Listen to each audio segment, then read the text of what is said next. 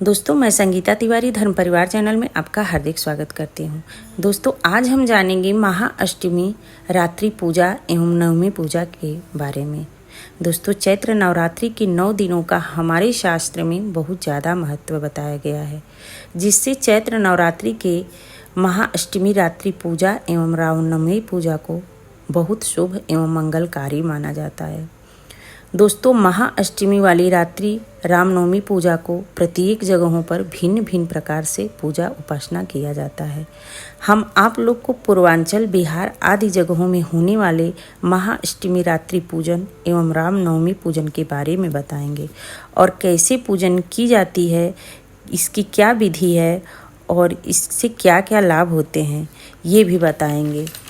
दोस्तों, चैत्र नवरात्रि के महाअष्टमी के दिन घर के लोग सुबह जल्दी उठते हैं और नवरात्रि के सभी दिनों की तरह पूजा आराधना माँ दुर्गा का करते हैं। उस दिन उपवास भी रखते हैं और अपने घर की सफाई बहुत अच्छे से करते हैं। एक दिन पहले से ही घर की चादर बिस्तर हर चीज़ की साफ सफाई करते हैं। सभी भक्तों के अंदर माँ के घर आने के उपलक्ष्य में पूरे घर के लोग घर को पानी से धोते हैं, साफ सफाई कोने कोने तक करते हैं। दोस्तों, बहुत लोग बोले कि दीदी चैत्र नवरात्रि की नवमी पूजा कैसे की जाती है, कोई वीडियो शेयर करिए। इसलिए मैं चैत्र नवरात्रि के बारे में पहले भी वीडियो बना चुकी हूँ और फिर से बना रही हूँ दोस्तों, अपने दोस्तों के कहने की वजह से। अष्टमी की रात में जो पूजा किया जाता है उसी के बारे में वीडियो बनाई हूँ। आप लोग को अगर अपने घर की पूजा अष्टमी रात्रि वाला करना चाहते हैं तो इस वीडियो के माध्यम से आपको आसानी हो जाएगी। दोस्तों, फिर से बता दें कि नवमी के पहले वाली रात्रि अष्टमी वाले दिन ही यह पूजा किया जाता है। दोस्तों, यह पूजा बहुत ही कठिन है। घर की साफ सफाई और शुद्धता पर बहुत ज़्यादा ध्यान दिया जाता है। अष्टमी के रात्रि में जगकर साफ गेहूं के आटे से हलवा, पूड़ी, गुलगुला तैयार किया जाता है। दोस्तों, कहीं कहीं कुछ और प्रसाद चढ़ता है, लेकिन पूर्वांचल और बिहार आदि प्रांत में भींगा चना, पूड़ी, हलवा, बतासा, गुलगुला यही सब प्रसाद में चढ़ता है। यूपी और बिहार में इसका बहुत ज़्यादा मान है। दोस्तों, इस दोनों प्रदेश में देखेंगे तो हर घर में यह नवमी की पूजा की जाती है। पहले प्रसाद तैयार किया जाता है। रात्रि में जल्दी से लोग 8-9 बजे तक सो जाते हैं और 1 बजे रात तक, अष्टमी वाले 1 बजे रात में जग जाते हैं नहा धो के। मतलब सबसे पहले प्रसाद तैयार किया जाता है और देवी भजन रात्रि भर गाया जाता है। ऐसी मान्यता है कि इस रात्रि में 9 दुर्गा घर में आती हैं और भजन, साफ सफाई, पूजा, प्रसाद आदि से प्रसन्न होकर सुख, समृद्धि, वंश वृद्धि तथा यश बल, आयु का आशीर्वाद देती हैं अपने भक्तों को। दोस्तों, अष्टमी वाले दिन में फूल माला, पान की पत्ती, आम की पल्लव, नारियल, धूप, दीप, सब मिट्टी के कलश, मिट्टी के ढकने के लिए एक बर्तन जो आता है कटोरी की तरह, वो ढकने के लिए नीम की पत्तियाँ, हल्दी, चावल का ऐपन सब तैयार किया जाता है। सब कुछ तैयार करने के बाद, इकट्ठा करने के बाद माता जी के पूजा की तैयारी की जाती है। दोस्तों, एक चांदी या सोने का एक टुकड़ा होता है जिसमें दुर्गा माँ का आकृति बनी रहती है, जिसे यूपी बिहार में सिरजना नाम से लोग जानते हैं। आप भी अगर जानते हैं तो अच्छी बात है, नहीं जानते तो उसको सिरजना लोग बोलते हैं। हर घर में जनरल लोग सिरजना ही बोलते हैं, माँ की आकृति और प्रतिमा नहीं बोलते। किसी ज्वेलरी वाले दुकान पर आसानी से मिल जाता है। उसको भी रक्षा में लॉकेट की तरह पहना के गुथ के कलश में बांधा जाता है और उसी कलश और उस सिरजना का ही उस पूजा में विशेष महत्व है। दोस्तों, पूजा में कलश पूजा का महत्व इतना ज़्यादा है कि सारा पूजा हर चीज़ कलश से ही जुड़ा है और उसी कलश में चांदी सोने की प्रतिमा कलश में बांधा जाता है, मौली, कलवा आदि से पहना के। और कलश में बांधने के बाद कलश को हल्दी कुमकुम से रंग दिया जाता है, खूब सजा के। कलश में जल भर के उस कलश में पान, सुपारी, फूल, अक्षत आदि डाला जाता है। कलश को भरने वाला काम घर के सबसे बड़े लोग करते हैं, जैसे सास हैं, जेठानी है। जिसके घर सास जेठानी नहीं है, माँ है, मतलब जो भी घर के बड़ी लोग हैं वही भरती हैं।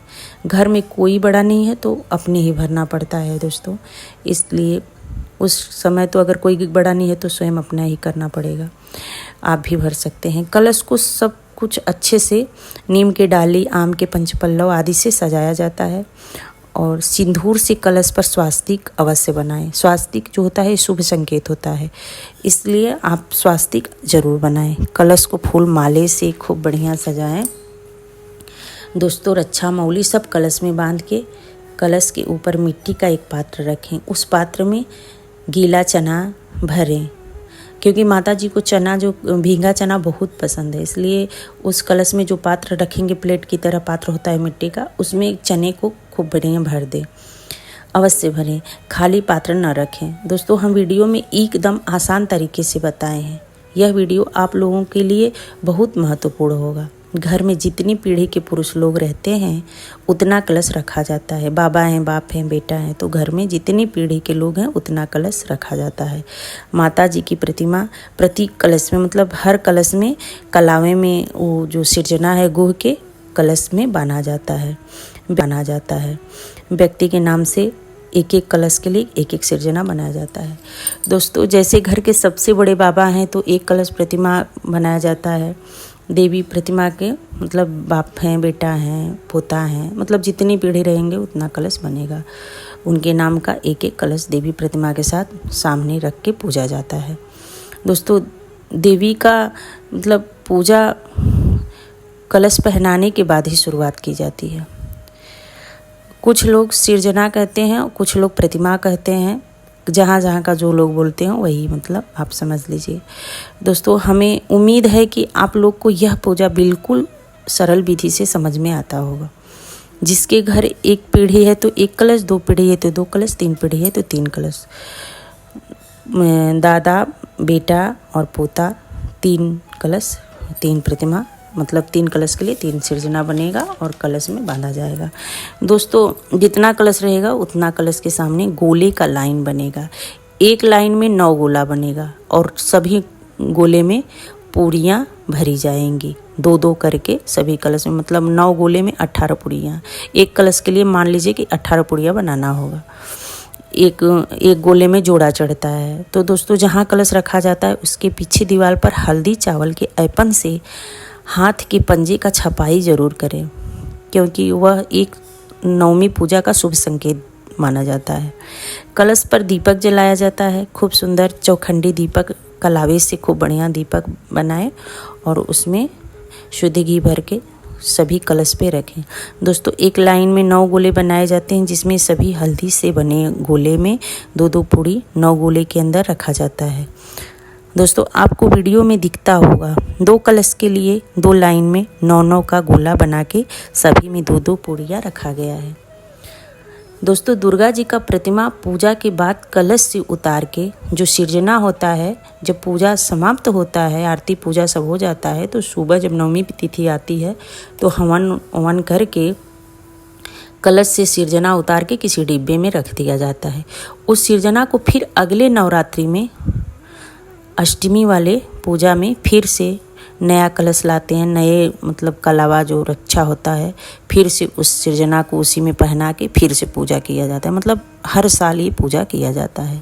रक्षा कलावा में गुह के फिर कलश में बांध के पूजा किया जाता है। दोस्तों, सब प्रसाद भोग चढ़ा के अंत में दीप धूप सब दिखा के चुंदरी सुहाग की सामग्री माँ को अर्पित किया जाता है। फिर कपूर से आरती करके माथा टेका जाता है। अपनी मनोकामना पूर्ति के लिए माँ से प्रार्थना किया जाता है। दोस्तों, यह पूजा घर के सबसे बड़े लोग, जैसे सास हैं तो सास करेंगे, चाहे घर के जेठानी है तो जेठानी करेंगे, अगर घर में कोई बड़ा नहीं है तो अपने भी आप कर सकते हैं। जो भी उस टाइम घर में बड़े लोग हैं वही करते हैं। दोस्तों, साफ सफाई में हेल्प सभी लोग करवाते हैं। मिलजुल के प्रसाद बनाते हैं। पूरी रात देवी गीत गाते हैं मिलजुल के आपस में, देवी माँ का पचरा गाते हैं। लेकिन कलश में जल भरने का काम उसमें से जो सबसे बड़ा रहेगा वही करता है। दोस्तों, उम्मीद करते हैं कि वीडियो आपको समझ में आई होगी। अगर पसंद आए तो वीडियो को लाइक और शेयर करिएगा। चैनल पे पहली बार है तो प्लीज़ सब्सक्राइब करिएगा। जय माता जी।